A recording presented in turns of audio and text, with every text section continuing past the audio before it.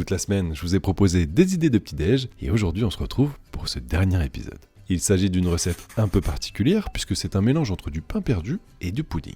C'est super bon, idéal à partager et surtout ça permet d'utiliser le pain vieillissant qui vous resterait de la semaine. Pour commencer, on va couper grossièrement du pain en morceaux, on met tout ça dans un plat adapté pour le four et on s'occupe du reste. Personnellement, je vais partir sur un pudding poire chocolat noisette, ça se marie super bien, mais vous pouvez adapter cette garniture selon vos goûts et de la saison. Ça peut être pomme cannelle, des fruits rouges, banane pécan caramel, faites-vous plaisir. Une fois que cette garniture est coupée en petits morceaux, on peut l'ajouter à notre pain et préparer notre appareil.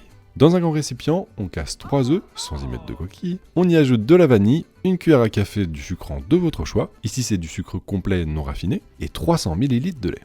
On mélange bien l'ensemble et on le verse sur notre pain. Si vous utilisez un très grand plat avec beaucoup de pain, vous pouvez adapter le dosage en ajoutant environ un œuf tous les 100 ml de lait. On mélange tout ça. On laisse absorber quelques petites minutes et une fois le pain ramolli, on n'hésite pas à bien appuyer dessus pour que la préparation soit un peu plus compacte et qu'il n'y ait pas trop de différence de niveau. Moi je le décore avec quelques pépites et de noisettes supplémentaires, mais c'est purement visuel. Direction le four pendant 25-30 minutes à 180 degrés et une fois cuit, il ne reste plus qu'à se couper de belles parts et en profiter. La série est terminée, merci d'avoir suivi ces 7 jours. N'hésitez pas à me dire dans les commentaires si ça vous a plu, je vous dis à très vite et bon appétit.